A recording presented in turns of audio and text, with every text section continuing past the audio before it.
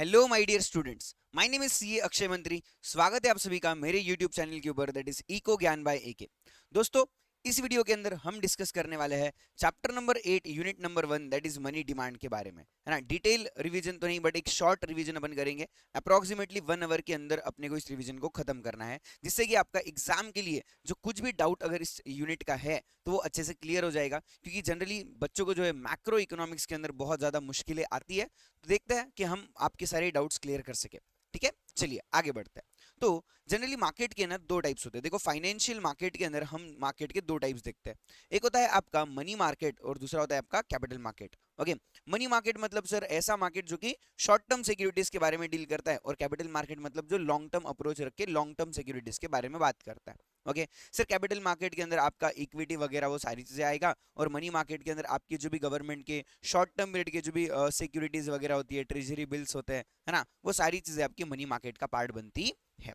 Okay, and अपने को इस चैप्टर नंबर 8 के अंदर मोर स्पेसिफिकली अगर कोई मार्केट डिस्कस करना है तो वो है आपका मनी मार्केट, है ना, कि मनी मार्केट किस तरीके से रन किया जाता है एंड ये किस तरीके से वर्क करता है, वो अपने को यहाँ पे टोटली डिस्कस करना है। ओके, चलिए आगे बढ़ते हैं। सबसे पहला सवाल जो इंपॉर्टेंटली यहाँ पे अपने को बनता है, that is functions of money, कि पैसा किस लिए काम आएगा। ओके, तो सबसे पहला जो फंक्शन ऑफ मनी है that is medium of exchange. बोले पैसे के यूज से आप क्या कर सकते हो, चीजें खरीद या बेच सकते हो। तो पैसा आपके लिए क्या है, एक मीडियम ऑफ एक्सचेंज बोल के काम आता है, कि जिसका यूज करके आप मार्केट में जाके चीजें या तो बाय कर सकते हो या तो उस प्राइस पे आप चीजों को सेल कर सकते हो। तो लेन देन के लिए आपको जो पैसा काम आएगा।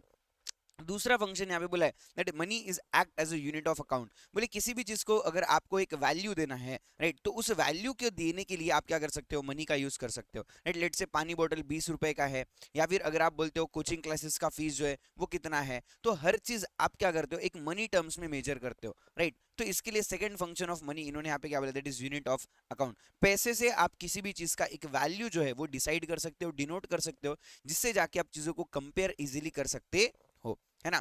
थर्ड पॉइंट यहाँ पे बोला है that is standard of deferred payment, है ना। अगर आपसे अगर अगर आपने किसी से लोन लिया और आपको अगर वो रीपेमेंट करना है, तो आप पार्ट्स में उसको रीपेमेंट कर सकते हो, है ना। पहले जब अपन बार्टर एक्सचेंज हुआ करता था तो तब यहाँ पे वो चीजें पॉसिबल नहीं थी, कि अपन पार्ट्स में रीपेमेंट नहीं कर पाते थे, है ना। जो चीज अपन ने लिए पूरी पूरी एक साथ ही अपने को वापस करनी पड़ेगी, जैसे कि वैसी। लेकिन मनी टर्म्स में ऐसा नहीं है। मैंने अगर किसी से 1 लाख रुपए का उधारी लिया है तो मैं 10-10 हजार करके भी वहां पे पैसा दे सकता हूँ। So money act as a standard of deferred payment. अपन अपनी जो रीपेमेंट है उसको आगे ढकल सकते हैं। डिफर्ड करना यानी कि उसको आगे ढकलना, रीपेमेंट अपन आगे ढकल सकता है, और उसको अपन पार्ट्स में जो है डिवाइड करके सामने वाले को पे भी कर सकते हैं। एंड लास्ट पॉइंट इन्होंने यहाँ पे बोला है that is store of value, कि मनी जो है एक स्टोर ऑफ वैल्यू अपने पास रखता है। अगर आप मनी को आप स्टोर कर रखते हो यानी कि संभाल के रखते हो, तब भी उसका वैल्यू कभी भी गिरेगा क्या, नहीं गिरेगा। 100 रुपए की नोट हमेशा 100 रुपए की ही रहेगी, 500 की नोट हमेशा 500 की ही रहेगी। अगर वो 2 साल 5 साल 10 साल भी आपकी तिजोरी में रह जाती है तब भी,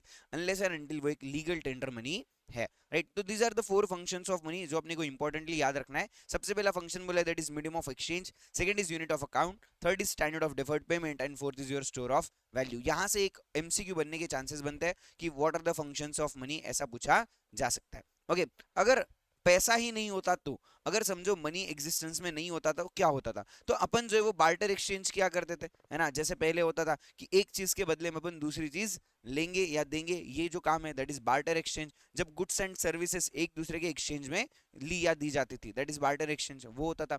या फिर अभी बार्टर एक्सचेंज का सबसे बड़ा दिक्कत क्या था पता है क्या, कि अपने को जो चीज चाहिए वो बेचने वाला इंसान अपने को सही से ढूंढना पड़ेगा, और अपन उसको वो चीज बेचेंगे और वो बदले में अपने को वही चीज देगा जो अपने को चाहिए। ऐसा एक पर्सन फाइंड आउट करना ये थोड़ा लोगों के लिए क्या था, डिफिकल्ट था। अज्यूमिंग एग्जांपल लेते हैं, अगर ए और बी ये दो लोग हैं, ए के पास जो है इसके पास में वीट है और इसको चाहिए राइस, है ना, और बी के पास जो है वो राइस है, उसको चाहिए वीट। जब ऐसा पर्टिकुलर पर्सन आपको मिल जाएगा तभी आपका बार्टर एक्सचेंज पॉसिबल है। अगर समझो यहाँ पे ऐसा नहीं होता था, लेट से अगर बी के पास में राइस है बट उसको वीट नहीं चाहिए, उसको तो जो है वो चाहिए होगा, लेट से कोई दाल चाहिए होगी, है ना, अज्यूम कर सकते हैं उसको कोई दाल चाहिए, तो यहाँ पे इनका बार्टर एक्सचेंज होगा क्या, नहीं होगा। तो आपको ऐसा पर्सन फाइंड आउट करना पड़ता था जिसको वो चीज चाहिए जो आप बेचना चाहते हो, और वो वही चीज आपको दे रहा है जो आप खरीदना चाहते हो। ऐसा पीपल फाइंड आउट करना ये लोगों को क्या था, बड़ी ही दिक्कत दे रहा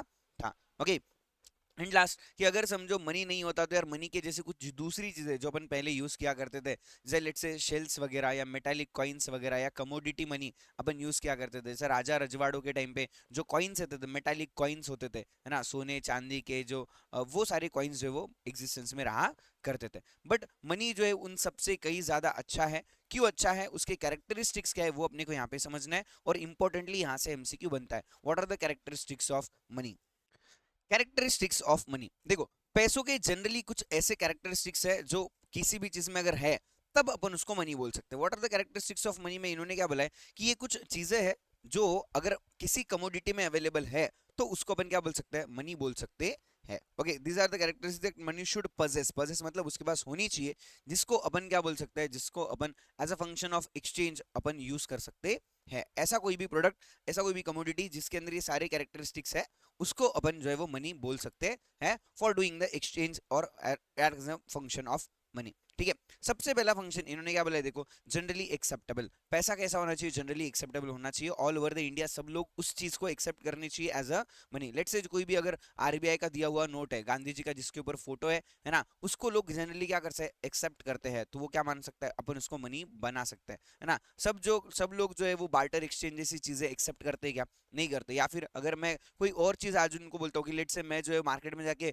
सोने के जो जेवर वगैरह है या सोने के कोई कॉइन्स वगैरह है वो देके लोगों से अगर मनी लेना मतलब चीजें खरीदना चाहो तो लोग खरीदेंगे क्या, नहीं खरीदेंगे। तो वो मनी बन सकता है क्या, नहीं बन सकता। सबसे पहला कैरेक्टरिस्टिक्स क्या है कि मनी जो है वो जनरली एक्सेप्टेबल होना चाहिए। दूसरा, मनी जो है वो ड्यूरेबल और लॉन्ग लास्टिंग होना चाहिए, है ना। मतलब पैसों को कुछ भी होना नहीं चाहिए, अगर आप उसको कितने भी साल अपने पास में रखते हो तो वो खराब होने चाहिए क्या, नहीं होने चाहिए। उनका जो एक्सपायरी है वैसा कुछ होना चाहिए क्या, नहीं होना चाहिए। एकदम लॉन्ग लास्टिंग लाइफ उनका होना चाहिए, है ना। यस। थर्ड, एफर्टलेसली रिकॉग्नाइजेबल, है ना। आपको उसको रिकॉग्नाइज करने के लिए बिल्कुल भी मेहनत करनी पड़ेगी क्या, नहीं। ऑल ओवर द इंडिया सबको पता है आरबीआई के नोट्स कैसे होते हैं, है ना। जिस भी नोट के ऊपर गांधी जी का फोटो है तभी वो क्या है, आरबीआई का दिया हुआ नोट है। अलग अलग स्पेसिफिकेशन है, कलर्स वगैरह है, तो दूर से भी आप जो है वो हर एक नोट को आइडेंटिफाई कर सकते हो। अगर हरी नोट दिखाई देती है तो 500 की है, ऑरेंज दिखाई दे रही है तो आपको 200 की है ना, पर्पल लग रहा है तो आपको 100 का है, ऐसा अपन उसको बोल सकते हैं क्या। यस, तो एफर्टलेसली रिकॉग्नाइजेबल होना चाहिए। आपको उसके लिए कोई मेहनत नहीं करनी पड़ेगी ज्यादा, उसको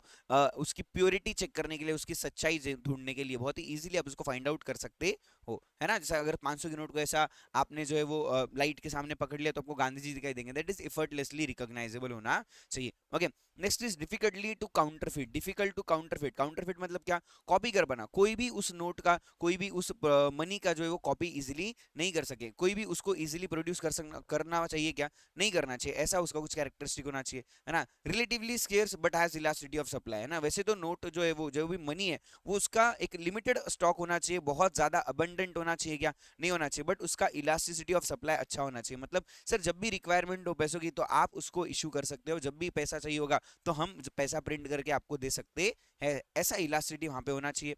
next is portable and easily transported. मतलब सर जेब में कैरी करने के लिए या फिर कहीं भी कैरी करने के लिए वो बहुत ही पोर्टेबल होना चाहिए, उसका मूवमेंट इजीली पॉसिबल होना चाहिए, लोगों को बहुत ज्यादा दिक्कत नहीं जानी चाहिए उसको ट्रांसपोर्ट करने के लिए, उसको अपने पास में संभालने के लिए, है ना। इसको अपन इजीली ट्रांसपोर्टेड बोल सकते हैं। Okay, next is possessing uniformity. Sir एक जैसा होना चाहिए, है ना। जितने भी नोट्स है, जितने भी मनी है, वो सभी चीजें कैसी होनी चाहिए, एक जैसी होनी चाहिए। 500 की नोट आपके पास रहो या मेरे पास, एक जैसी होनी चाहिए। 100 की नोट आपके पास रहो या मेरे पास, एक जैसी ही होनी चाहिए। उसमें कोई भी डिफरेंस होना चाहिए क्या, नहीं। मतलब मेरे पास 500 की नोट हरी है, आपके पास पीली है, ऐसा होता है क्या, नहीं होता। सब जगह सेम ही होगी, है ना। बस नंबर जो है वो नोट के ऊपर का चेंज होता है, बाकी सभी फीचर्स नोट के कैसे होते हैं, सेम ही होते हैं, है ना। Next is divisible into smaller parts in usable quantities और fractions without losing the value. मतलब अगर समझो सर मेरे पास 500 की नोट है, मैं अगर किसी को बोलता हूँ कि मुझे इसका छुट्टा करवा दो और बदले में क्या मुझे 500 रुपए ही मिलेंगे क्या, यस, है ना। मुझे उससे कम मिलने वाला है क्या, नहीं मिलने वाला। इसको अपन क्या बोल रहे हैं कि जो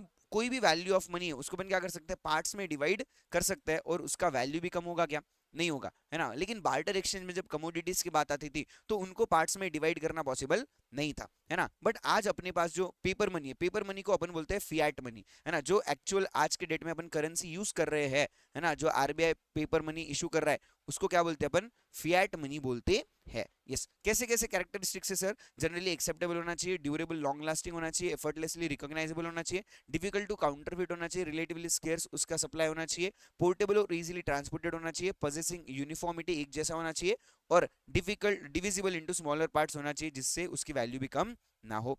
ठीक है, चलो यहां से बढ़ते हैं हमारे इंपॉर्टेंट पॉइंट के ऊपर, that is demand for money और मनी डिमांड अपन जिसको बोल सकते हैं। सिंपल सरल भाषा में अगर आपको बोलूं, so what is the meaning of money demand, तो कोई भी पर्सन अपने पास कितना पैसा होल्ड करना चाहता है एट अ पर्टिकुलर टाइम, उसको अपन क्या बोलते हैं, मनी डिमांड बोलते हैं, राइट। जब सिंपल भाषा में मुझे अपने पास जो पैसा रखना है उसको अपन क्या बोलते हैं, डिमांड फॉर मनी और मनी डिमांड बोलते हैं। सर मनी डिमांड के अंदर सिर्फ और सिर्फ वही पैसा कंसिडर किया जाता है जो लिक्विड मनी के फॉर्म में होता है, राइट। अगर आपने कहीं कहीं पे पैसा इन्वेस्ट कर रखा है तो वो पैसा जो है वो आपके मनी डिमांड में नहीं आता या फिर डिमांड फॉर मनी में कंसिडर नहीं किया जाता है ना। सर अगर समझो कोई नॉन इंटरेस्ट बियरिंग इक्विपमेंट है तब उसको अपन कंसिडर करेंगे, है ना। इंटरेस्ट बियरिंग अगर आपने किसी इक्विपमेंट में पैसा लगा रखा है तो वो डिमांड फॉर मनी और मनी डिमांड के डेफिनेशन में नहीं आता। सर एग्जांपल बता दो, देखो अगर समझो आपने पैसा सेविंग अकाउंट में रखा है तो वो डिमांड फॉर मनी कंसिडर किया जाएगा because it is easily liquidated, है ना। आप उसको इजीली क्या कर सकते हो, एक्सचेंज मतलब बैंक अकाउंट से इजीली निकलवा के मनी में फिर से कन्वर्ट कर सकते हो, तो उसको हम क्या करेंगे, मनी डिमांड में कंसिडर करेंगे। लेकिन जो भी पैसा आपने फिक्स डिपॉजिट के अंदर रिकरिंग डिपॉजिट में लगाया है उसको हम डिमांड फॉर मनी कंसिडर करते क्या, नहीं करते, क्योंकि सर वो इंटरेस्ट देने वाला एक बियरिंग है और ये एक फिक्स टाइम के लिए आपने इन्वेस्ट कर रखा है, ये इजीली लिक्विडेट कर सकते क्या आप, नहीं कर सकते। बट सेविंग अकाउंट का पैसा इजीली क्या हो सकता है, लिक्विडेट किया जा सकता है, तो वहां पे उसको कंसिडर किया जाएगा in the demand for money. Okay, yes, demand for money is a derived demand, it is required to purchase the products, है ना। अगर आपको मार्केट में जाके कोई भी चीज खरीदनी है तो आपको क्या चाहिए, पैसा चाहिए, और पैसा कब आएगा आपके पास में, या फिर जब भी आप आपके पास पैसा रखते हो उसको अपन क्या बोलते हैं, मनी डिमांड बोलते हैं। मतलब सर आप पैसों की डिमांड क्यों कर रहे हो, आप पैसों की डिमांड कर रहे हो क्योंकि आपको चीजें डिमांड करनी है। जब आपको मार्केट में जाके कोई भी गुड्स या सर्विस खरीदनी है तो आपको क्या लगेगा, पैसा लगेगा, इसलिए आप मार्केट में क्या करते हो, पैसों की डिमांड करते हो और अपने पास पैसे संभाल के रखते हो उन सारी चीजों को खरीदने के लिए, इसलिए इसको क्या बोला जाता है, डिराइव्ड डिमांड बोला जाता है, right. It is demanded for real balance, people demand money because they wish to have command over real goods and services with the use of money. मतलब सर लोग जो है वो पैसों का डिमांड इसलिए कर रहे हैं क्योंकि उनको जो है वो चीजों के ऊपर अपना पोजीशन चाहिए, उनको चीजों के ऊपर ओनरशिप चाहिए, उनको वो चीजें खरीदनी है, इसलिए लोग क्या करते हैं, पैसों की डिमांड करते हैं, राइट। इसको ये पॉइंट है ना। It is demand for liquidity and demand to store value. मतलब सर यहाँ पे लोग जो है वो पैसा लिक्विडेट करना चाहते हैं, देखो इजीली कन्वर्टिबल पैसा होना चाहिए कैश के अंदर, जब भी आपको कोई चीज खरीदनी है तो आपके वॉलेट में पैसा होना चाहिए जिससे आप फटाक से क्या कर सकते हो, चीजें खरीद सकते हो, इसको अपन लिक्विडिटी बोलते हैं। या फिर आपको फ्यूचर में जाके कोई खर्चा करना पड़ सकता है, उसके लिए आप आज ही पैसा स्टोर करके रखते हो तो उसको अपन क्या बोलते हैं, स्टोर ऑफ वैल्यू बोलते हैं। मतलब सर फ्यूचर में जाके, है ना, मुझे अपने शादी के लिए खर्चा करना है, राइट, मुझे अपनी शादी के लिए सोना चांदी खरीदना है, ओके, तो उसके लिए मैंने अपने घर पे पैसा आज से ही संभालना शुरू कर दिया है, संभालना स्टोर करना शुरू कर दिया है, तो इसको अपन क्या बोलते हैं, that is your money demand, क्योंकि आज मेरे घर पे उतना पैसा पड़ा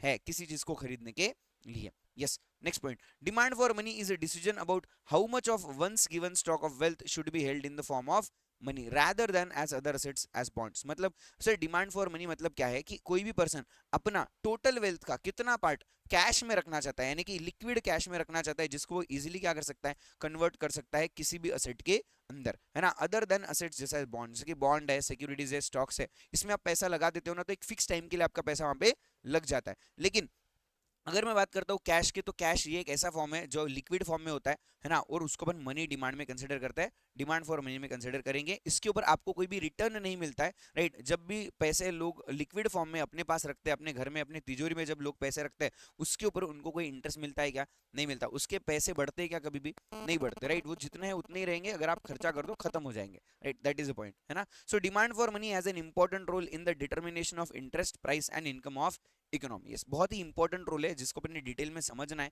कि डिमांड फॉर मनी का एक बहुत ही इंपॉर्टेंट रोल है इंटरेस्ट के लिए, प्रोडक्ट के प्राइसेस के लिए और अपनी इनकम के लिए, इकोनॉमी की इनकम, है ना। जब अगर लोगों की डिमांड ज्यादा होगी तो क्या होगा, कम होगी डिमांड फॉर मनी तो क्या होगा, ये अपने को बहुत ही डिटेल में आगे जाके पढ़ने का है। ओके, चलिए आगे बढ़ते हैं। Factors influencing demand for money, है ना, कौन से ऐसे फैक्टर्स है जिससे आपका डिमांड फॉर मनी क्या होता है, इन्फ्लुएंस होता है या चेंज होता है, ये अपने को यहाँ पे समझना है। ओके, चलो सबसे पहला फैक्टर जो है वो अपने को बात कर रहा है, that is about the income, है ना। इनकम क्या बोला इन्होंने, अगर समझो लोगों की इनकम ज्यादा हो जाएगी, है ना, तो लोग खर्चा कितना करेंगे, ज्यादा करेंगे। जब लोग खर्चा ज्यादा करेंगे तो उनका डिमांड फॉर मनी कितना हो जाएगा, ज्यादा हो जाएगा। मतलब अगर आपको खर्चा ज्यादा करना है तो आपको आपके वॉलेट में पैसे ज्यादा रखने पड़ेंगे क्या, यस। आपको लिक्विड फॉर्म में पैसे ज्यादा संभालने पड़ेंगे क्या, यस। तो यही पॉइंट है कि अगर आपकी इनकम ज्यादा होती है, आपका एक्सपेंस ज्यादा होता है, इसके लिए आपका डिमांड फॉर मनी भी क्या हो जाता है, ज्यादा हो जाता है। एंड वाइस वर्सा, मतलब सर उल्टा, है ना, कि अगर समझो किसी पर्सन की इनकम कम हो जाए तो उसका खर्चा भी क्या हो जाएगा, कम हो जाएगा, और उसका डिमांड फॉर मनी भी क्या हो जाएगा, कम ही होने वाला है। सर उसके पास पैसे ही कम है तो वो अपने पास ज्यादा पैसे होल्ड करके रख सकता है क्या, नहीं कर सकता। बेसिक नेसेसिटीज के लिए उसको खर्चा करना ही पड़ेगा। Okay, yes. Next, general level of prices, मतलब सर मार्केट के अंदर प्रोडक्ट की प्राइसेस कैसे। अगर समझो मार्केट में प्रोडक्ट्स की प्राइसेस जो है वो दिन पे दिन बढ़ते जा रही है, तो लोगों को उस चीज को खरीदने के लिए पैसा भी कितना लगेगा, ज्यादा लगेगा। जब लोगों को पैसा ज्यादा लगेगा तो लोगों को अपने पास में पैसा ज्यादा रखना भी पड़ेगा। इससे आपका जो डिमांड फॉर मनी है वो क्या हो जाएगा, बढ़ जाएगा, है ना। जब भी प्रोडक्ट की प्राइसेस बढ़ने लगती है तो लोगों को खर्चा ज्यादा करना पड़ता है, पैसे ज्यादा लगते हैं, तो अपने पास पैसा ज्यादा अपने को संभाल के रखना पड़ेगा, यानी कि लिक्विड फॉर्म में पैसा ज्यादा लगने वाला है, सरल भाषा में, ठीक है।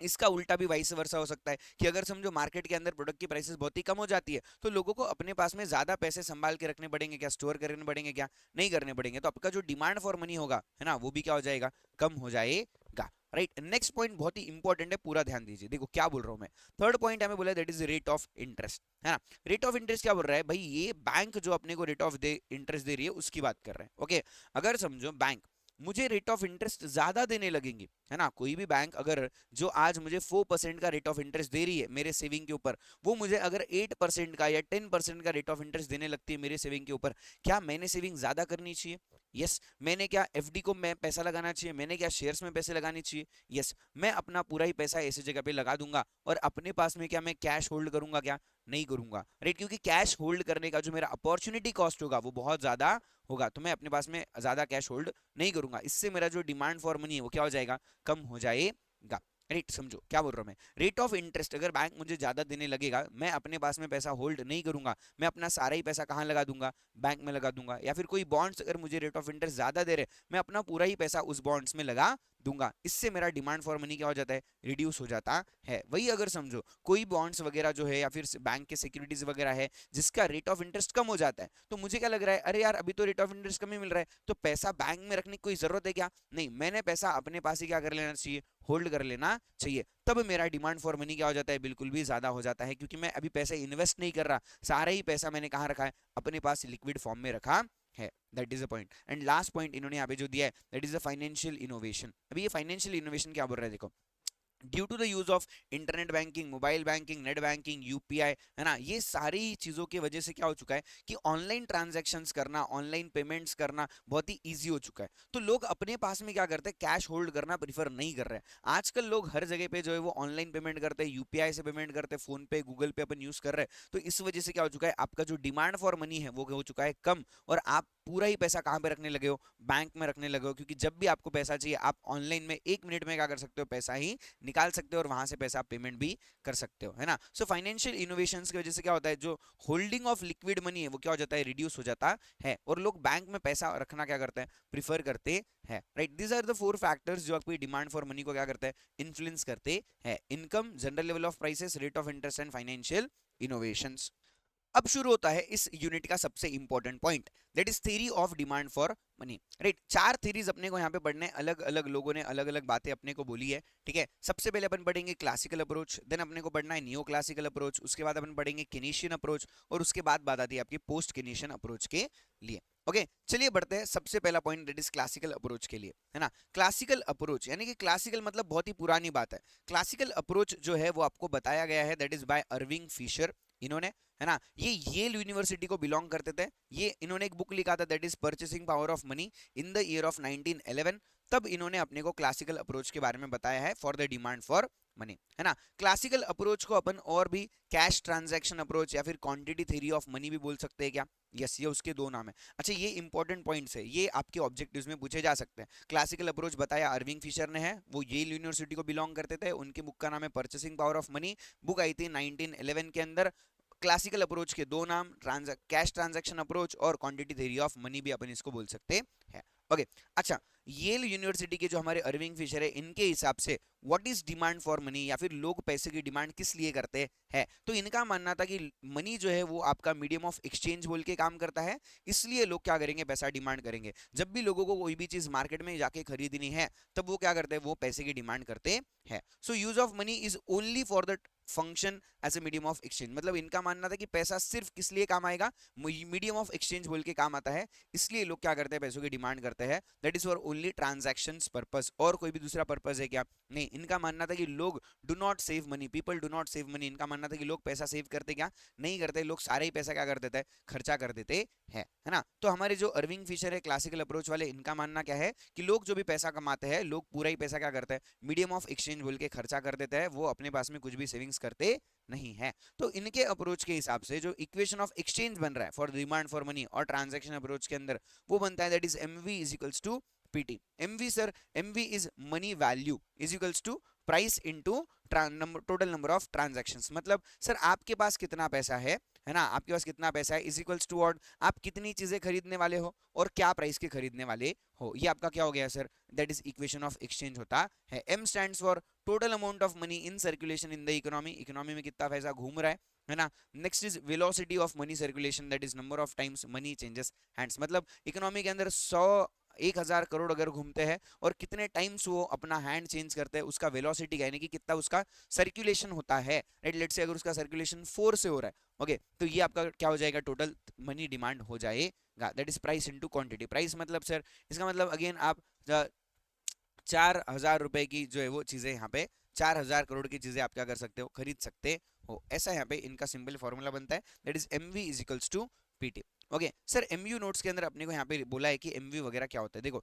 एमवी जो है वो रिप्रेजेंट कर रहा है money you have and willing to spend, right. Money value, कि आपके पास कितना पैसा है ना। मनी इनटू वेलोसिटी क्या बताता है कि आपके पास कितना पैसा है, और आपकी जो वेलोसिटी है उससे समझता है कि आप उसको कितना स्पेंड करने के लिए रेडी हो, है ना। और पीटी, पीटी रिप्रेजेंट क्या कर रहा है sir, PT represents demand for money, that is total amount of goods and services जो इकोनॉमी के अंदर आप खरीदने वाले हो, उसको क्या रिप्रेजेंट कर रहा है, पीटी। प्राइस इनटू क्वांटिटी, है ना। 100 रुपए की 40 चीजें या 1,000 रुपए की 4 चीजें आप मार्केट में जाके खरीदने वाले हो, ये क्या हो गया, आपका टोटल प्राइस इनटू क्वांटिटी बनता है। ओके, लेटर ऑन इन्होंने इसी इक्वेशन को क्या किया, एक्सपांड किया, और इन्होंने अपने को बताया that is M V is equals to M V plus M dash V dash is equals to P T.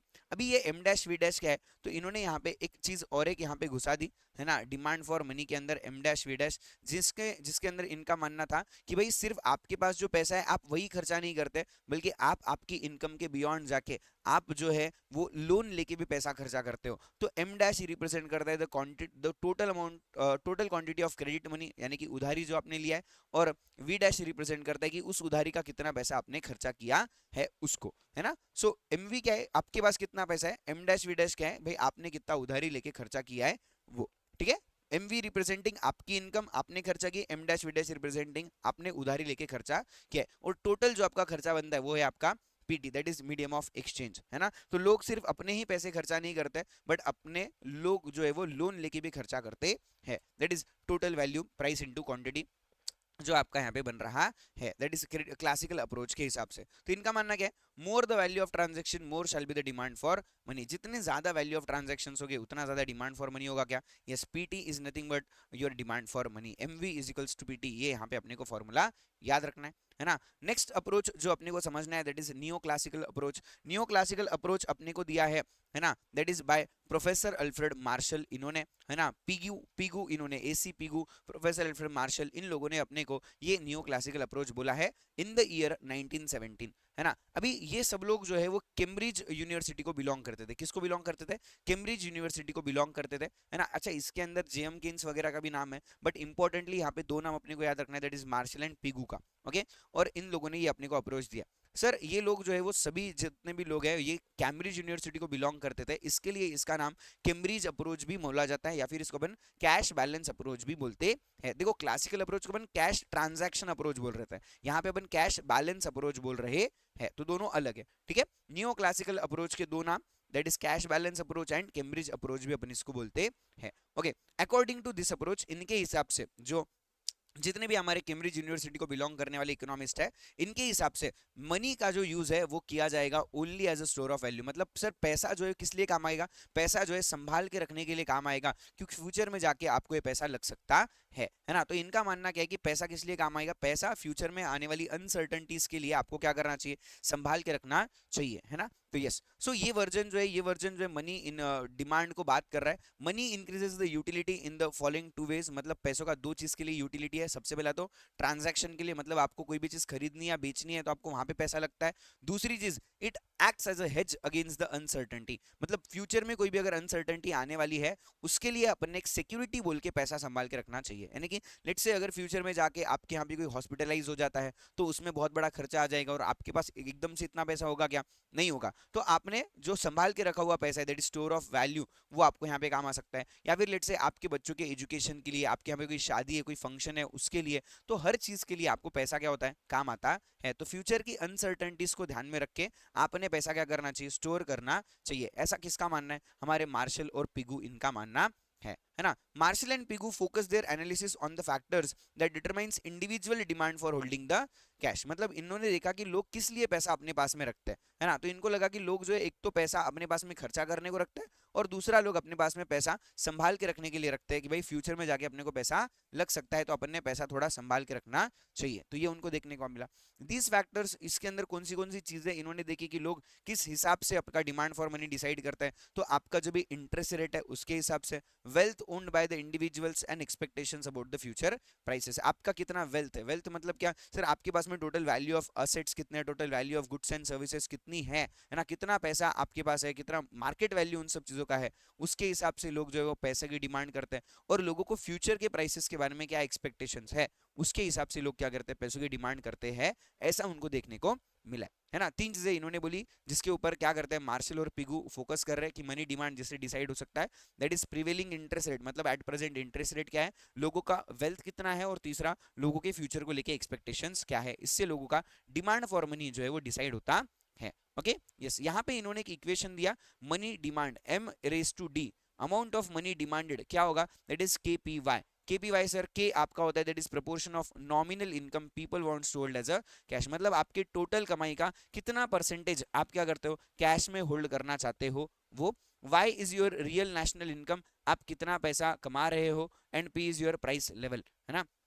वही रियल नेशनल इनकम, यहाँ पे अपन इसको ना क्वांटिटी में डिसाइड करते हैं। ओके जैसा नेशनल इनकम को अपन देखते हैं ना, world is the value of goods and services, आपने जितनी बेची है, तो यहाँ पे real national income actually quantity को रिप्रेजेंट कर रहा है कि कितने क्वांटिटी गुड्स और सर्विसेज बेची जाती है, और इनटू करना पड़ेगा उसको प्राइस से, तो आपको पता चल जाएगा टोटल इनकम कितना है, और टोटल इनकम का कितना प्रपोर्शन आप जो है वो कैश में होल्ड करना चाहते हो, दैट इज आप के से अगर उसको मल्टीप्लाई कर दोगे तो आपको क्या पता चल जाएगा, मनी डिमांड पता चल जाएगा। राइट, आपका नेशनल इनकम कितना है into their proportion of money जो आप होल्ड करना चाहते हो। इसके लिए एग्जांपल यहाँ पे लिखा है, देखते हैं, है ना। मिस्टर ए जो है वो मंथली सैलरी 30,000 रुपए का अर्न कर रहा है, out of his he wants to hold 30% as cash, 30% उनको कैश में होल्ड करना है। तो पी यहाँ पे प्राइस लेवल कितना हो गया आपका 30,000 पर मंथ, और वाई कितना है आपका एक महीने की सैलरी की अपन यहाँ पे बात कर रहे हैं, की कितना है आपका 30%। तो M D is equals to KPY अगर फॉर्मूले में रखते हो तो आपका जो वाई है वो हो गया 30,000, है ना, सॉरी वाई हो गया 1, पी हो गया 30,000, और 30% आपका क्या है प्रोपोर्शन जो आप होल्ड करना चाहते हो कैश में, तो 9,000 आपका क्या बन जाएगा, that is demand for money for storing of value, अपन यहाँ पे बोल सकते हैं। ठीक है, इस MU नोट्स के अंदर दो चीजें लिखी, क्या बोला है देखो, as per classical approach people जो है क्या करेंगे, पैसा खर्चा करेंगे, but as per new classical approach people क्या करेंगे सर, उसको संभाल के रखेंगे, है ना, उसको अपनी तिजोरी में भर भर के रखेंगे। ठीक है, yes, in classical approach people demand money to consume, लोग चीजें खरीदने के लिए, खर्चा करने के लिए क्या करते हैं, पैसों की डिमांड करते हैं। बट न्यू क्लासिकल अप्रोच के हिसाब से लोग पैसे की डिमांड क्यों करते हैं, क्योंकि उनको पैसा क्या करना है, स्टोर करके रखना है, तिजोरी में भर के रखना है, इसलिए लोग क्या करते हैं, पैसों की डिमांड करते हैं। ऐसा इनका मानना यहाँ पे है। Okay, that is difference between classical and new classical approach, ये अपने को याद रखने का है। ठीक है, नेक्स्ट पॉइंट पे आगे बढ़ते हैं, that is your Keynesian approach. Third approach Keynesian approach बहुत ही इंपॉर्टेंट है ना, और ये सबसे इंपॉर्टेंट पॉइंट है इस पूरे टॉपिक का, दैट इज केनीशियन अप्रोच। ठीक है, केनीशियन अप्रोच बताया गया है बाय द JM केन्स, जिनका नाम है that is John Maynard Keynes, है ना। इन्होंने एक बुक लिखी थी the general theory of employment interest and money 1936 के अंदर, जिसके अंदर इन्होंने इस थ्योरी के बारे में अपने को समझाया कि मनी डिमांड किस लिए किया जाएगा, राइट। आप देख रहे हो 1911 में सबसे पहला बुक आया क्लासिकल अप्रोच का, 1917 के अंदर सेकंड बुक आया that is your neo classical approach, and third book आया 1936 के अंदर that is about your Keynesian approach, है ना। जेएम केन्स को अपन मैक्रो इकोनॉमिक्स के अंदर एक इंपॉर्टेंट रोल इन्होंने प्ले किया है, ओके। जेएम केन्स ने बहुत ही इंपॉर्टेंट काम है रहा है इनका, ओके। केनीशियन अप्रोच जिसको अपन बोलते हैं, ओके, केनीशियन अप्रोच को और एक नाम दिया गया है that is liquidity preference approach, है ना, कि भाई यहाँ पे आप ज्यादा से ज्यादा लिक्विडिटी की क्या करते हो, बात करने वाले हो, और कैसे होगा क्या होगा आपको आगे जाके समझ में भी आ जाएगा, राइट। अभी के लिए आगे बढ़ते हैं, एंड इंपॉर्टेंटली अपने को ये बुक का नाम हर जगह पे याद रखना है और इनके ईयर से याद रखना है, क्योंकि इसके ऊपर एग्जाम्स में क्वेश्चन पूछे जाते हैं। आपका जो मॉडल टेस्ट पेपर आया है उसके अंदर भी इन्होंने यहाँ पे से सवाल किए हैं, okay, yes. As per the J M Keynes जो डिमांड फॉर मनी है या फिर मनी डिमांड है वो किस लिए किया जाता है, तो इसके तीन मोटिव्स होते हैं, ओके। सबसे पहला होता है transaction motive, second is your precautionary motive, and third is your speculative motive, ऐसा जेएम केन्स का मानना है। ट्रांजैक्शन मोटिव मतलब सर कोई भी चीज खरीदने या बेचने के लिए आपके डे टू डे लाइफ में जो आपको चीजें कंज्यूम करनी है उन सब के लिए आपको जो पैसा लगता है that is for the transaction motive. Precautionary motive मतलब सर फ्यूचर में जाके कुछ अनसर्टेनिटीज आ सकती है उसके लिए आप थोड़ा पैसा स्टोर करते हो, उसको हम प्रिकॉशनरी मोटिव बोलते हैं।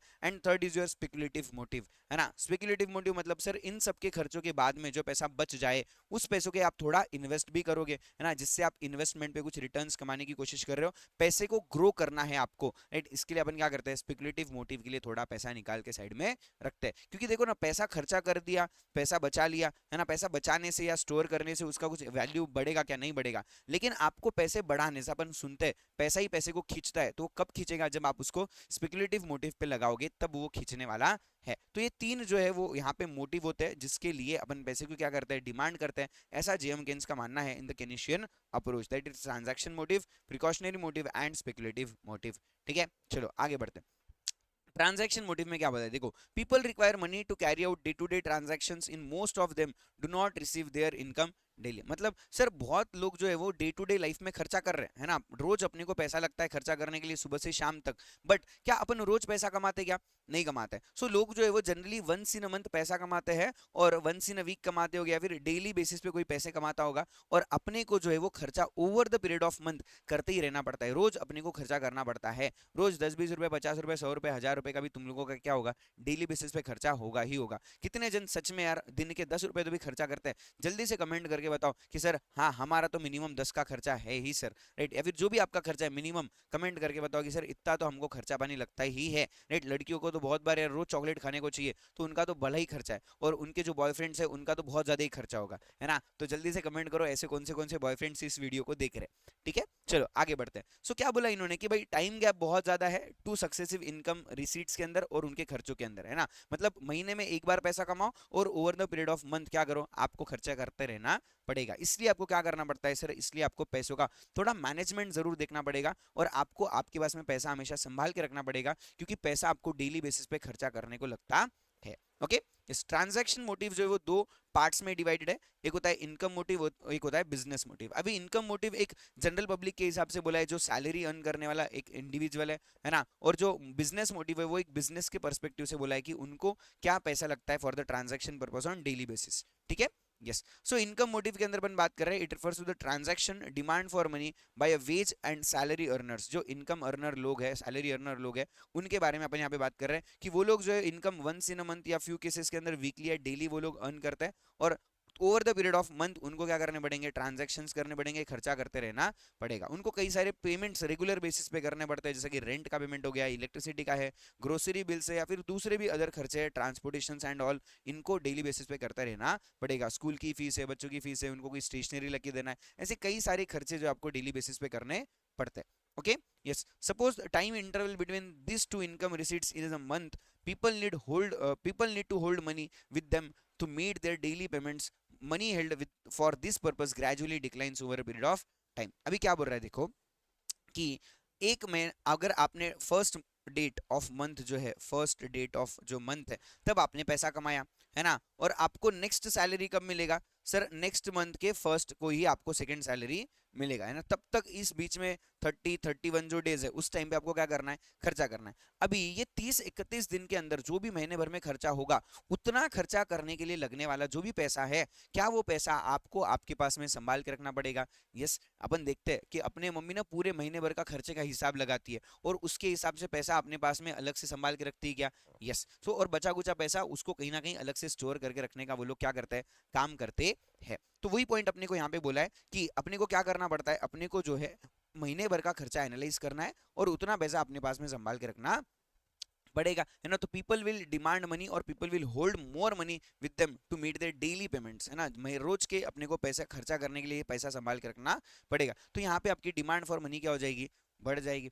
सेकंड पॉइंट इन्होंने यहाँ पे बोला है from the business motive, business के पॉइंट ऑफ व्यू से बिजनेस फर्म को जो है वो अपने पास में पैसा होल्ड करना पड़ता है, जिससे वो अपने डे टू डे ट्रांजैक्शंस क्या कर सके, फुलफिल कर सके। Sir day to day transactions के अंदर क्या आएगा, तो इनके जो भी वेजेस वाले लोग हैं उनको पैसे देना है, सैलरी वाले लोगों को पैसे देना है, या फिर जो भी आपके अलग अलग ट्रांजैक्शंस है, ट्रांसपोर्टेशंस है, उन सब के लिए इनको पैसा पे करना पड़ता है। The time interval of the firm may be a month और 2 और even as longer as there is always time gap between the production and your realisation of its value. अभी ये क्या बोल रहे हैं समझो, देखो कोई भी बिजनेस क्या करता है, चीजें प्रोड्यूस करता है ना, और प्रोड्यूस करने के बाद में उसको मार्केट में जाके बेचता है, और बेचने के बाद में कई टाइम के बाद में, यानी कि due to the credit period, अपन यहाँ पे उधारी पे माल बेचते हैं, तो क्रेडिट पीरियड की वजह से आपको पैसा मिलने में क्या लगता है, टाइम लगता है। तो इतने टाइम तक आपको पैसा मिलेगा क्या, नहीं मिलेगा, लेकिन आपके खर्चे चलते रहेंगे क्या, यस। तो ये खर्चे करने के लिए आपको क्या लगता है, पैसा लगता है, आपको आपके पास पैसा संभाल के रखना पड़ेगा। इसको ही अपन क्या बोलते हैं,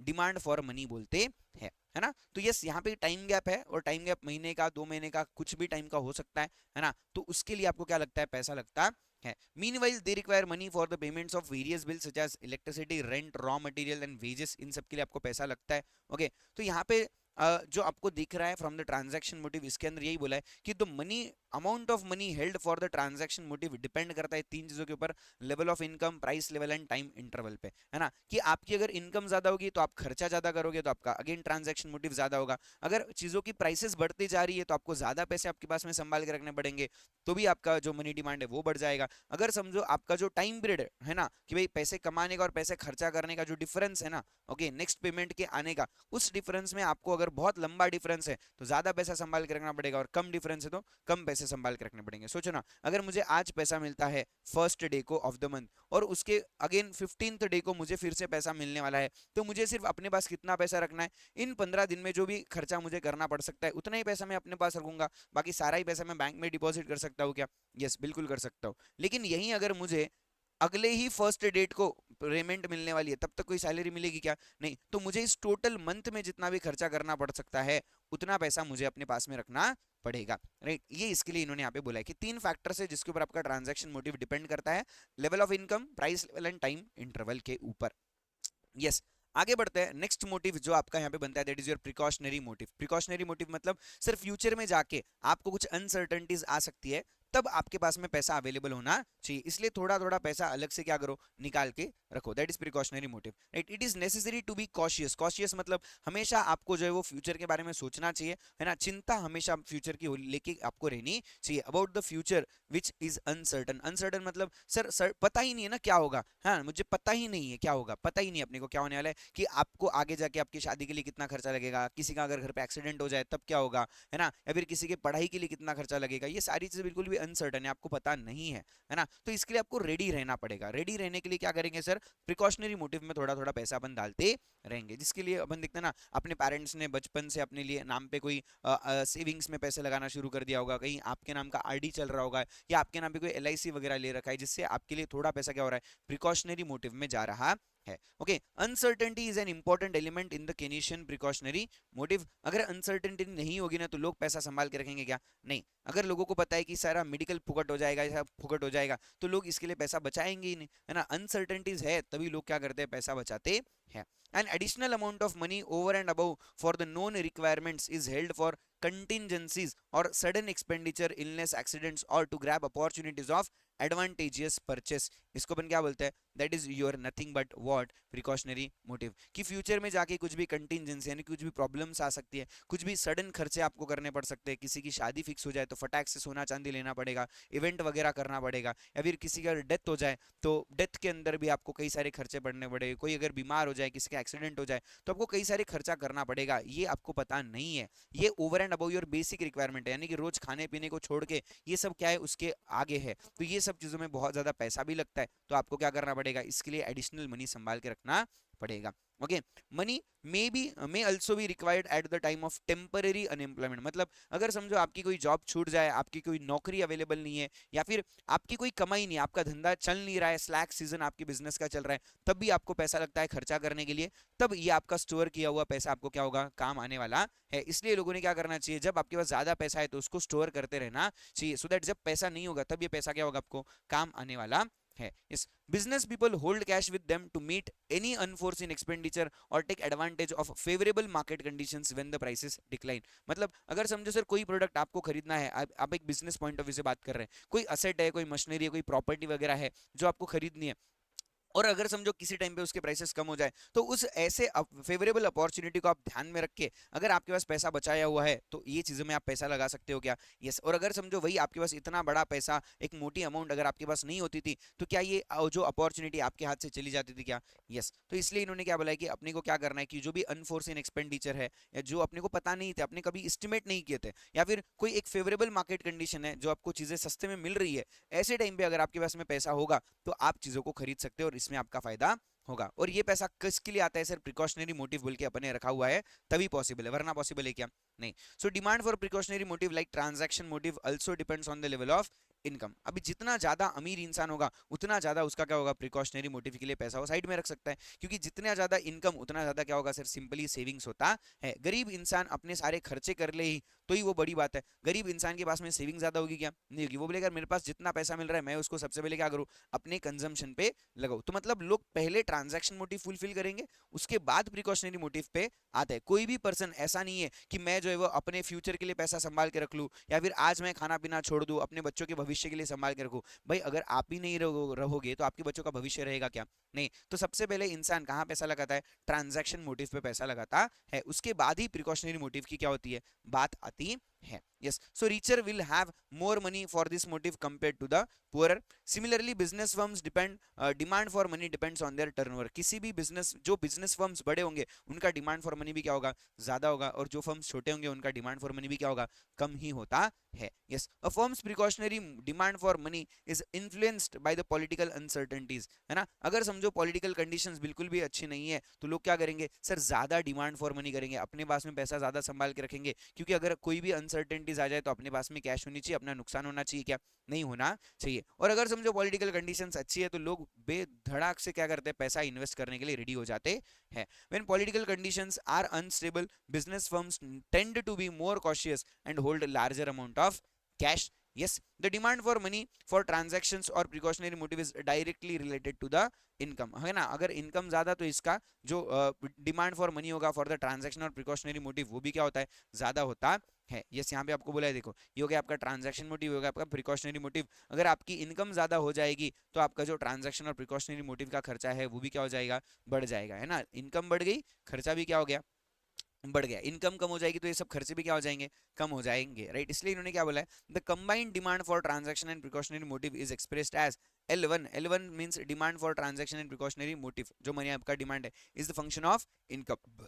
इनकम इंक्रीजेस, आपका जो डिमांड फॉर मनी होगा वो भी क्या हो जाएगा, बढ़ जाएगा, राइट। यस, बट एक इंपॉर्टेंट पॉइंट अपने को यहाँ पे जो समझना है, the demand for money for these motives is not influenced by the interest. मतलब इंटरेस्ट के हिसाब से यहाँ पे आपका डिमांड फॉर मनी चेंज होता है क्या, नहीं होता। ये बिल्कुल भी कैसा है, इंटरेस्ट इन इलास्टिक होता है। अभी कैसे इंटरेस्ट इन इलास्टिक है वो समझो। देखो, अगर समझो मुझे मार्केट के अंदर किसी बॉन्ड्स में जो रेट ऑफ इंटरेस्ट मिल रहा है, पहले मिलता था 8%, अभी वो लोग बोल रहे हैं कि हम आपको क्या करेंगे, 15% से क्या करेंगे, रेट ऑफ इंटरेस्ट देने वाले। कितना देने वाले, 15% से, अप्रोक्सीमेटली डबल हो गया क्या, यस। अभी मुझे ज्यादा रेट ऑफ इंटरेस्ट मिल रहा है तो मुझे क्या करना चाहिए, अपने पास में पैसा कम रखना चाहिए और सारा ही पैसा कहाँ लगा देना चाहिए, बॉन्ड में लगा देना चाहिए। मतलब मैं अपना जो बेसिक नेसेसिटीज है वो छोड़ दूं, मैं अपना स्टोर ऑफ वैल्यू जो है उसको छोड़ दूं और सारा ही पैसा यहाँ पे लगा दूंगा, ऐसा होगा क्या, नहीं होगा भाई, राइट। लोग सबसे पहले अपने पेट पूजा को देखेंगे, खाने पीने का सोचेंगे, उसके बाद में अपने फ्यूचर के लिए अनसर्टेनिटीज का सोचेंगे, भाई तब के लिए पैसा होना चाहिए, क्योंकि पता नहीं है ऐसे बॉन्ड्स में पैसा लगा दिया और पैसा डूब भी सकता है क्या?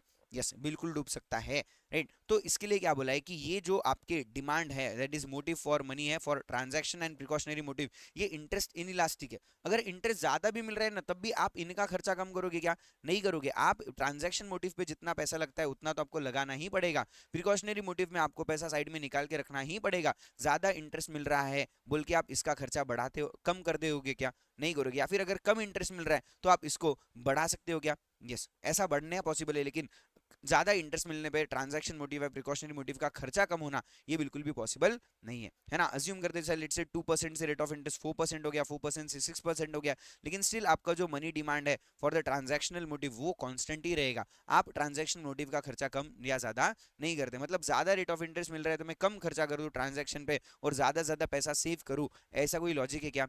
नहीं है, राइट। तो ट्रांजैक्शन मोटिव आपका इंटरेस्ट से डिपेंड नहीं करता है, इंटरेस्ट से इन्फ्लुएंस नहीं होता है। हाँ, इनकम से इन्फ्लुएंस होता है क्या? यस, इनकम ज्यादा तो इनका खर्चा बढ़ सकता है, इनका जो डिमांड फॉर मनी है for transaction and precautionary motive वो बढ़ सकता है, बट इंटरेस्ट के साथ ये चीजें इन्फ्लुएंस नहीं होती है। यस, ये पॉइंट अपने को याद रखना है। एंड द लास्ट पॉइंट अपने को जो यहाँ पे पढ़ना है that is your speculative motive. Speculative motive मतलब आपने स्टोर ऑफ वैल्यू वगैरह जो आपका है वो किया है ना, आप जो है वो अभी असेट्स में पैसा लगा रहे हो, राइट, किसी सिक्योरिटी में पैसा लगा रहे हो जिसका वैल्यूएशन आगे जाके बढ़ जाएगा, जिससे आपके 100 रुपए के पैसे जो है वो बढ़ने वाले हैं, उसको अपन क्या बोलते हैं? स्पेकुलेटिव मोटिव बोलते हैं। The demand for money for speculative motive is related to the store of value function of money.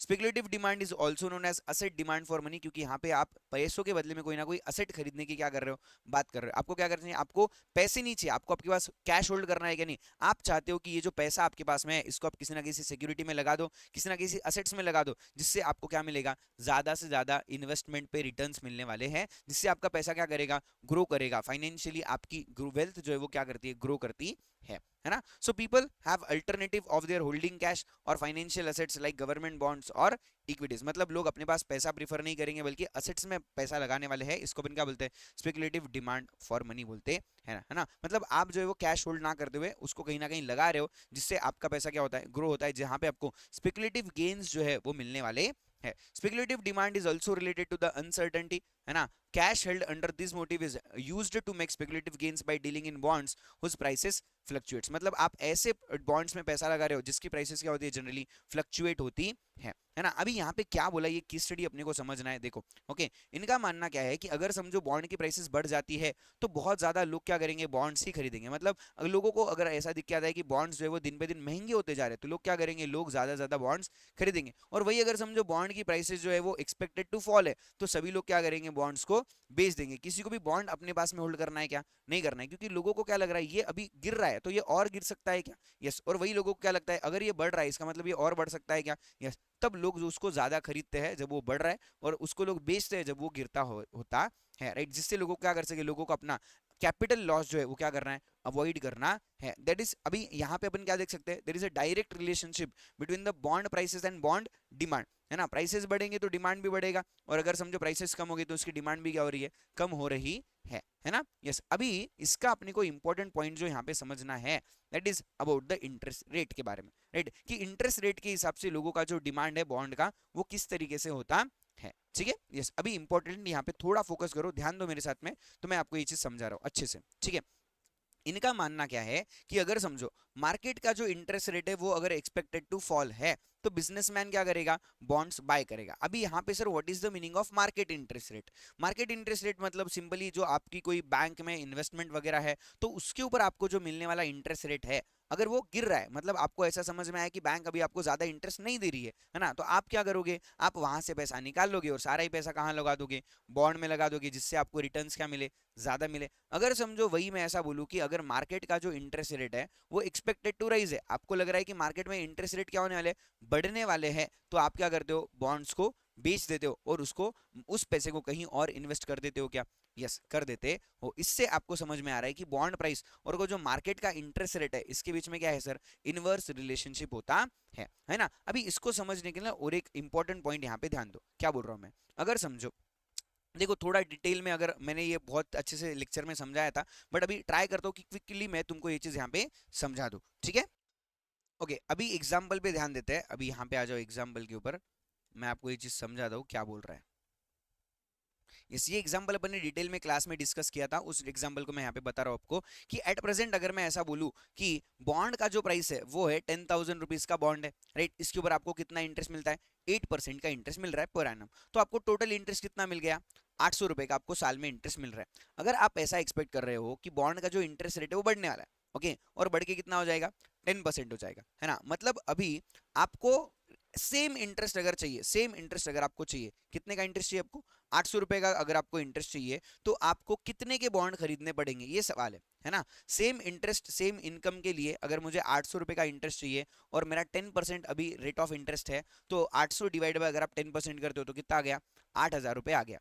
मतलब सर 8,000 रुपए का अगर मैं आज बॉन्ड खरीद लेता हूँ तो मुझे 800 रुपए का इंटरेस्ट मिल जाएगा क्या, यस। इसका मतलब जो आपका पहले लिया हुआ 10,000 का बॉन्ड है आज वो कितने का हो चुका है, 8,000 रुपए का हो चुका है। तो जब कभी भी रेट ऑफ इंटरेस्ट मार्केट में बढ़ने वाले है, ऐसा कोई एक्सपेक्टेड है, तो लोग क्या करते हैं, बॉन्ड्स को बेच देते हैं, क्योंकि उनका 10,000 का बॉन्ड आगे जाके कितने का हो जाएगा, 8,000 का हो जाएगा, इसलिए लोग उसको क्या करते हैं, सेल करते हैं। वही अगर मैं ऐसा मानता हूँ कि अगर आगे जाके फ्यूचर में बॉन्ड्स के जो रेट ऑफ इंटरेस्ट है वो 5% हो जाएगा, है ना। और अगर मुझे 800 रुपए का ही इंटरेस्ट चाहिए, सेम इंटरेस्ट अगर मुझे कमाने का है, तो 800 डिवाइड बाई 5% करेंगे तो कितना आएगा, 16,000। मतलब मुझे 16,000 के बॉन्ड्स लेने पड़ेंगे, तब जाके मैं 800 रुपए का क्या कमाऊंगा, इंटरेस्ट कमाऊंगा। इसका मतलब क्या हो गया, इसका मतलब जो 10,000 का बॉन्ड है वो कितने का हो जाएगा, वो आगे जाके 16,000 का हो जाएगा, राइट। इसकी वजह से क्या होता है, वैल्यूएशंस बढ़ जाते हैं, है ना। तो इसके लिए इन्होंने क्या बोला है कि जब कभी भी बॉन्ड का इंटरेस्ट रेट फ्यूचर में एक्सपेक्टेड है कि वो गिर जाएगा, तब लोग बॉन्ड खरीद रहे, क्यों, क्योंकि बॉन्ड का जो वैल्यूएशन है ना, मार्केट वैल्यू जो उसका वैल्यू है वो बढ़ता है। और अगर समझो वही बॉन्ड के इंटरेस्ट रेट एक्सपेक्टेड है कि वो बढ़ जाएंगे, तो इससे उसका वैल्यूएशन गिर जाता है, तब उसको क्या करते हैं लोग, बॉन्ड्स को बेच देते हैं। ये पॉइंट अपने को यहाँ पे समझना है, ओके, यस। इसलिए इन्होंने यहाँ पे ये पॉइंट अपने को बोली है कि equal amount of returns, that is देखो एग्जांपल यहाँ पे जो दिया है वो डिस्कस कर लेते हैं एक बार। 1,000 रुपए का बॉन्ड है जिसके ऊपर 5% का रेट ऑफ इंटरेस्ट है, तो टोटल इंटरेस्ट कितना हो गया, 50 रुपए का हो गया, है ना। ये आप अर्न कर रहे हो making financial investment in just ₹500। जब आपका जो इंटरेस्ट रेट है वो 5% से अगर बढ़ के 10% पे चला जाए, तो ये कमाने के लिए आपको कितने इन्वेस्ट करने पड़ेंगे, सिर्फ और सिर्फ 500 रुपए इन्वेस्ट करने पड़ेंगे। हेंस ₹1,000 का बॉन्ड वैल्यू जो है वो डिक्लाइन हो गया, अभी कितना हो गया, 500 का ही हो गया, कि 500 रुपए का बॉन्ड लो, आपको 50 रुपए का इंटरेस्ट मिल जाएगा, अगर आपका इंटरेस्ट रेट कितना है, 10% है तो, है ना।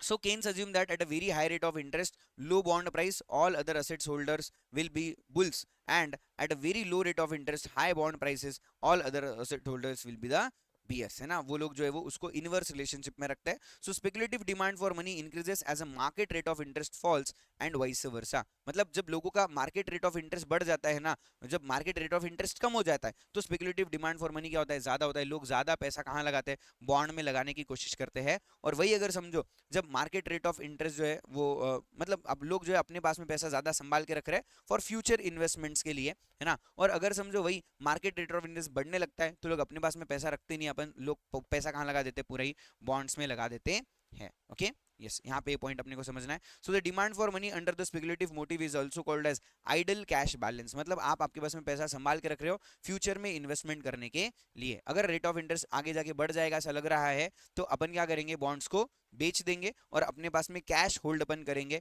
है ना। और अगर समझो अपने को ऐसा लग रहा है कि आगे जाके रेट ऑफ इंटरेस्ट कम हो जाएगा, तो अपन क्या करेंगे, अपन जो है पूरा ही पैसा बॉन्ड्स में लगा चुके होंगे और अपने पास में कुछ भी अपन कैश रखने वाले क्या नहीं रखने वाले हैं। ये पॉइंट इनको यहाँ पे समझाना था, okay.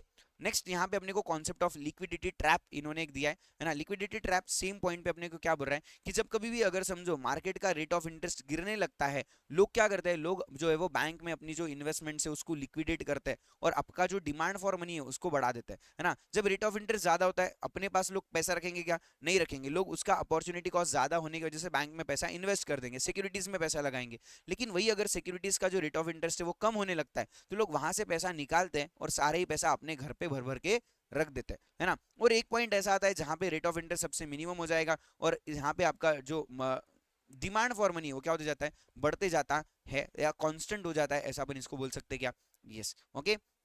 So liquidity trap is set of points है on the liquidity preference schedule, जहां पे percentage increase in demand for money जो है is a response of percentage change in rate of interest is infinite. मतलब अगर आप थोड़ा सा भी रेट ऑफ इंटरेस्ट मार्केट का चेंज कर देते हो तो लोगों का जो यहाँ पे डिमांड फॉर मनी वो क्या होता है, ड्रास्टिकली चेंज हो जाता है, क्योंकि लोगों को लग रहा है कि यहाँ पे इंटरेस्ट रेट और गिर सकते हैं, तो अपन ने पैसा अपने पास ही रखना चाहिए, है ना। So there is a inverse relationship between speculative demand for money and rate of interest transforms into different form of relationship at a very low rate of interest. मतलब जितना कम रेट ऑफ इंटरेस्ट उतना ज्यादा demand for money यहाँ पे speculative motive में होता है, यानी कि लोग अपने पास में पैसा ज्यादा रख रहे हैं टू इन्वेस्ट इन फ्यूचर। अभी लोग इन्वेस्ट कर रहे हैं क्या, नहीं कर रहे, ठीक है। So Keynes suggested that at a very low rate of interest the speculative demand for money becomes perfectly elastic. So Keynes considered 2% rate of interest as the lowest, है ना, इन्होंने अजम्पशन किया है, below which market in rate of interest will not decline, है ना, ये अपने को अज्यूम करना है यहाँ पे। At such low rate of interest people prefer cash and not any other asset. मतलब ऐसे टाइम पे लोग अपने पास में कैश होल्ड करना प्रीफर करेंगे, ना कि कहीं पे इन्वेस्ट करना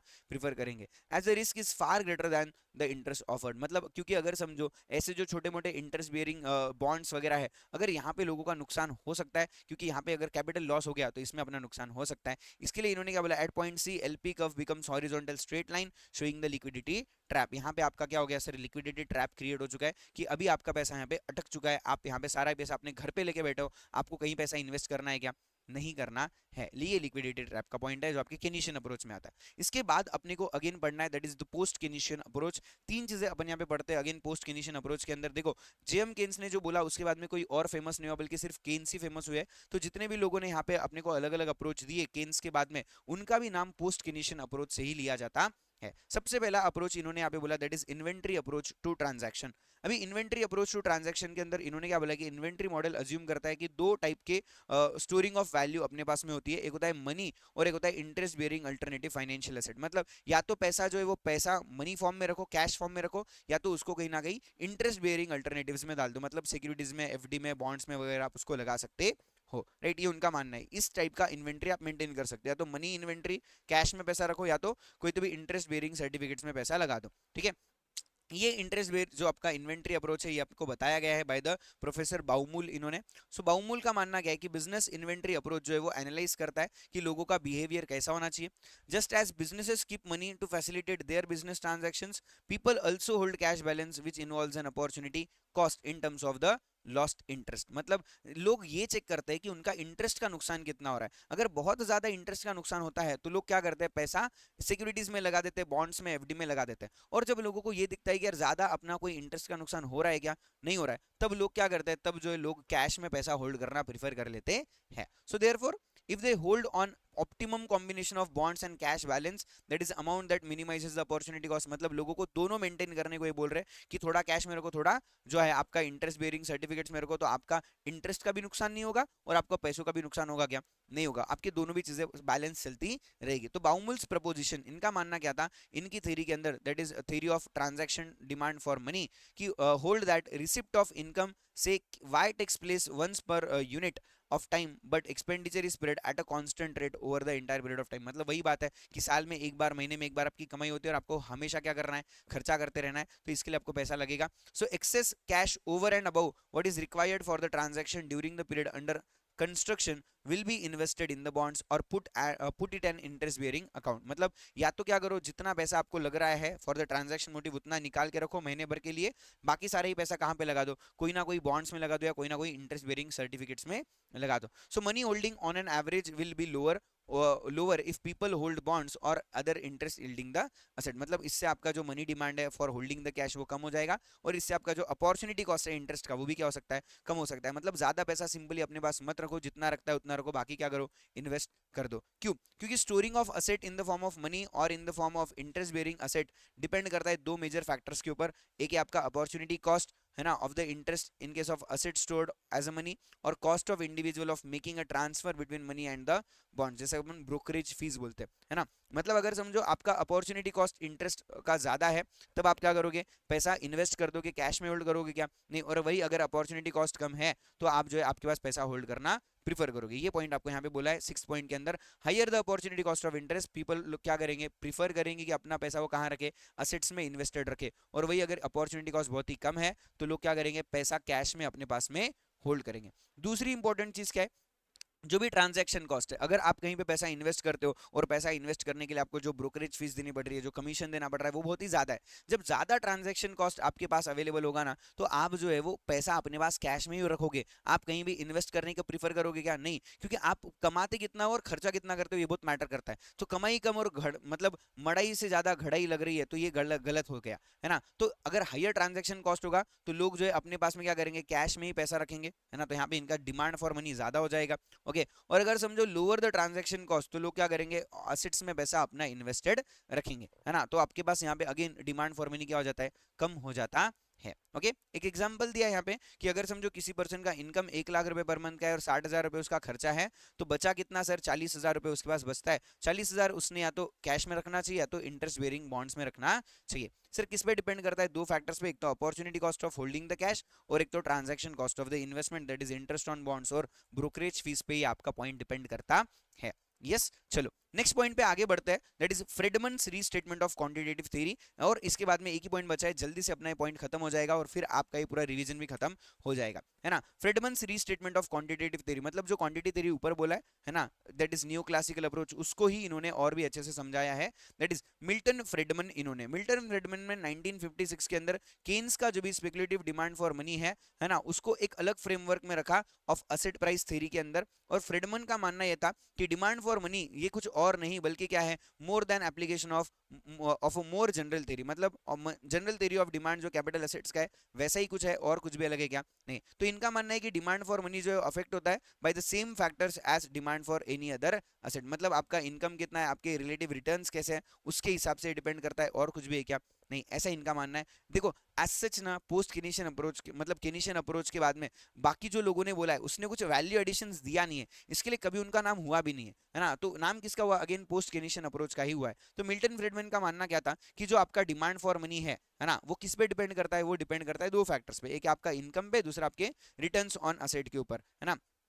तो जिस भी चीज में आपको ज्यादा रिटर्न्स मिलने रहेंगे आप वहां पे ज्यादा पैसा लगा दोगे, अपने पास कैश होल्ड करोगे क्या? नहीं करोगे। और जहां पे आपको पैसा नहीं मिल रहा है आप वहां पे कैश होल्ड करना प्रीफर करोगे। Okay, yes. So Friedman identifies the following four determinants of the demand for money, है ना। सबसे पहला डिटर्मिनेंट क्या बोलते हैं, देखो, is a function of total wealth defined as the average return on the 5 assets classes, that is monetarist theory world. Okay, namely money, bonds, equity, physical capital and human capital. तो आप ये check करोगे कि आपका कितना return यहाँ पे मिल रहा है, तो जहां पे ज्यादा रिटर्न है आप वहां पे पैसा लगा दोगे। Okay, next is positively related to the price level. अगर समझो प्राइसेस बढ़ते जाती है तो डिमांड फॉर मनी क्या हो जाएगा, बढ़ते जाएगा, एंड वाइस वर्सा। ये अपन ने पहले भी डिस्कस किया है, कुछ अलग नहीं है ना। नेक्स्ट इज अपॉर्चुनिटी कॉस्ट, है ना। अगर समझो आपका जो मनी होल्डिंग का अपॉर्चुनिटी कॉस्ट है वो ज्यादा होगा, तो आप जो है वो आपके पास में पैसा होल्ड नहीं करोगे, है ना। और वही अगर समझो risk of opportunity cost of holding the money कम है, तो आप बिल्कुल भी आपके पास में पैसा होल्ड करने वाले हो। Yes, and the last point इन्होंने यहाँ पे बोला है, that is influence by the inflation. अगर समझो इकोनॉमी के अंदर इन्फ्लेशन रेट बहुत ज्यादा है ना, तो आपको पैसा कितना लगेगा, ज्यादा लगेगा, तो वहां पे आपका जो अपॉर्चुनिटी कॉस्ट है वो क्या हो जाता है, बढ़ जाता है, आप आपके पास में पैसा ज्यादा होल्ड करोगे। वही अगर समझो इकोनॉमी के अंदर इन्फ्लेशन नहीं है, बहुत ही कम है, या फिर डिफ्लेशन चल रहा है, तो लोगों को पैसा ज्यादा अपने पास में रखना पड़ेगा क्या? नहीं रखना पड़ेगा। तो वहां पे आपका मनी डिमांड भी अगेन क्या होता है, कम होता है। ऐसा किसका मानना है, that is Friedman's restatement of quantity theory. मतलब देखो यहाँ पे बोला है कि क्वांटिटी थ्योरी को इन्होंने वापस से रीस्टेट किया है, मतलब जो पहले बोला गया है ना वही इन्होंने बोला है, कुछ भी अलग एज सच कुछ बोला है क्या? नहीं बोला, right. And the last point अपने को जो यहाँ पे पढ़ना है, that is demand of money as a behaviour toward the risk, है ना। रिस्क के हिसाब से आपका डिमांड फॉर मनी कैसा होना चाहिए, ये इन्होंने यहाँ पे समझा है। ये समझाया गया है बाय द प्रोफेसर टॉबिन। इन्होंने टॉबिन ने 1958 के अंदर एक आर्टिकल लिखा जिसका नाम था liquidity preference as a behaviour towards the risk. उस आर्टिकल से अपने को ये टॉपिक दिया गया है, that is demand of money as a behaviour toward the risk. तो उनका मानना क्या था कि इंडिविजुअल जो है वो अपने पास या तो कैश होल्ड करेगा या तो उसको कहीं ना कहीं इन्वेस्ट कर देगा रिस्की असेट के अंदर, which bears the interest like bonds, जहां पे प्राइसेस बहुत ज्यादा क्या होती है, फ्लक्चुएट होती है। तो इनका मानना क्या है, पैसों के दो यूज हो सकते, एक तो क्या करो आप देखो, डिमांड फॉर मनी किस लिए होगा, डिमांड फॉर मनी कैसा होगा बोले तो, एक तो लोग अपने पास पैसा होल्ड करेंगे या तो लोग जो है उसको रिस्की असेट्स में इन्वेस्ट कर देंगे, ऐसा इनका मानना है। So Tobin stated an individual would hold a portion of his wealth in the form of money in the portfolio because the rate of return on the holding money was more certain than the rate of return on holding interest earning asset and has no risk of capital losses। अभी क्या बोल रहे हैं समझो, देखो Tobin का मानना क्या है कि अगर समझो कोई भी असेट्स के अंदर इन्वेस्ट करना अगर रिस्की है तो लोगों ने उस असेट वहां पे पैसा नहीं लगाना चाहिए और अपने पास ही पैसा क्या करना चाहिए, कैश में होल्ड करना चाहिए। ये भी एक अच्छी बात, देखो पैसा इन बढ़ना नहीं, ये अगर है तो मतलब देखो पैसे कम हो जाना उससे बढ़िया है कि पैसे जितने हैं उतने रहना, राइट। सो इसके लिए इनका मानना क्या है कि अगर समझो मार्केट में कभी रेट ऑफ इंटरेस्ट कम हो जाता है, कोई असेट क्लास अगर बहुत ही रिस्की हो जाता है, तो उस टाइम पे आपने कैश में पैसा होल्ड कर लेना चाहिए, है ना। कहीं पे इन्वेस्टमेंट करके अपने पैसों का नुकसान होने से अच्छा है कि 100 रुपए, जैसा अपन मैं कहीं पे इन्वेस्ट करता हूँ, है ना, किसी शेयर्स में या किसी असेट में मैंने पैसा लगाया 1,000 रुपए और बढ़ के वो आगे जाके 800 रुपए हो गए, तो यहाँ पे मेरा नुकसान कितना हो गया, 200 रुपए का हो गया। बेटर अगर मैं ये 1,000 रुपए अपने पास में कैश में होल्ड करता था तो क्या ये 1,000 ही रहते थे क्या? यस। तो यही इनका मानना है कि अगर समझो कोई असेट क्लास अगर बहुत ज्यादा रिस्की है, जहां पे रेट ऑफ रिटर्न्स आपको कम मिल रहे हैं, सर्टन नहीं है, तो आपने क्या करना चाहिए, आपके पास में कैश ही होल्ड कर लेनी चाहिए, जिससे आपका जो कैपिटल लॉस है वो होगा क्या, नहीं होगा। तो यहाँ पर ये भी अच्छी बात है ना, 1,000 के 1,000 रहना ये कोई बुरी बात है क्या? नहीं है। 1,000 के 800 होना ये जरूर बुरी बात है क्या? Yes. So according to Tobin, rational behaviour of a risk averse, risk averse मतलब जो रिस्क उठाना नहीं चाहता है ऐसा पर्सन, है ना, इसका बिहेवियर कैसा होता है, he induces him to hold an optimally structured wealth portfolio which is comprised of the both bonds and money. तो कोई भी एक रिस्क एवर्स इंसान ने क्या करना चाहिए, अपना पूरा पैसा बॉन्ड्स में लगा देना चाहिए क्या? नहीं, उसने थोड़ा पैसा बॉन्ड में लगाना है, थोड़ा पैसा अपने पास मनी में भी होल्ड करना चाहिए। द ओवरऑल एक्सपेक्टेड रिटर्न जो भी है आपके पोर्टफोलियो का वुड बी हायर, कब होगा, जब पोर्टफोलियो आपका बॉन्ड्स को इंक्लूड करता है, but an investor who is risk averse will be willing to exercise a trade off and sacrifice some of the extent of higher returns for a reduction of risk. मतलब ज्यादा risk उठा के कभी भी किसी का भला नहीं हुआ है, तो आपने कैलकुलेटेड रिस्क जो यहाँ पे लेनी चाहिए और आपने उतना ही पैसा यहाँ पे लगाना है जितना आपके लिए रिस्क लेना पॉसिबल है, बाकी पैसा आपने क्या करना है, मनी में होल्ड करना चाहिए। So Tobin theory implies that the amount of money held as asset depends on the level of interest rate, है ना, लेवल ऑफ इंटरेस्ट रेट कैसा है उस पर ये डिपेंड करेगा कि आपने इन्वेस्ट करना है या नहीं।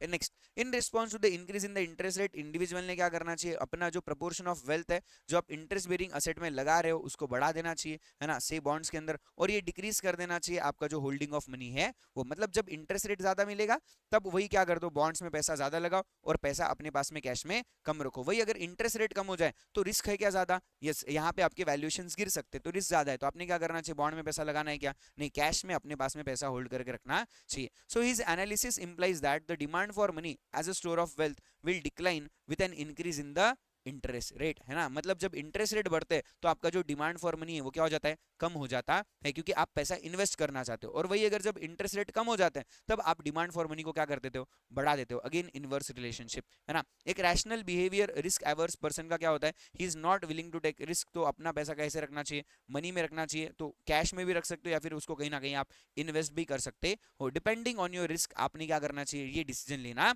चाहिए। यहाँ पे आपका चैप्टर नंबर 8 का unit number 1 that is money demand का जो टॉपिक है वो यहाँ पे हो जाता है खत्म। मिलते हैं हमारे अगले वीडियो में, तब तक के लिए बाय बाय। और इंपॉर्टेंट पॉइंट, यार वीडियो को लाइक करो, अपने चैनल को सब्सक्राइब करो, ये वीडियो अपने दोस्तों के साथ में शेयर करो, जिनको भी रिवीजन की जरूरत है उनको सबको ये बताओ। जनरली बच्चों ने कमेंट करके मुझे बोला है कि सर हमको मैक्रो इकोनॉमिक्स बड़ा हार्ड जा रहा है, आप एक बार उसके रिवीजन वीडियोस अपलोड करो, तो मैं आपके लिए रिवीजन वीडियोस अपलोड कर रहा हूँ। तो वीडियो को यार जरूर लाइक करो, अगर कुछ भी आपको जो भी लग रहा है बिल्कुल कमेंट करो कि आपको वीडियो कैसा लगा, क्या आपको कॉन्सेप्ट समझ में आए हैं या नहीं आए हैं, मुझे बताओ। क्योंकि ये जो आपकी वीडियो को लाइक करना है, इस चैनल को सब्सक्राइब करना है या मेरे वीडियो को कमेंट करना है, ये सब मुझे मोटिवेट करता है कि मैं और ऐसे रिवीजन वीडियोस आप लोगों के लिए रिकॉर्ड करूं। तो आई होप आप लोग जो है मेरी फीलिंग्स को समझ रहे हैं और वीडियो को लाइक भी करेंगे, चैनल को सब्सक्राइब भी करेंगे, उन वीडियो को कमेंट भी करेंगे, है ना, और अपने दोस्तों के साथ में शेयर भी करेंगे। मिलते हैं हमारे अगले रिवीजन में, तब तक के लिए बाय बाय, टेक केयर।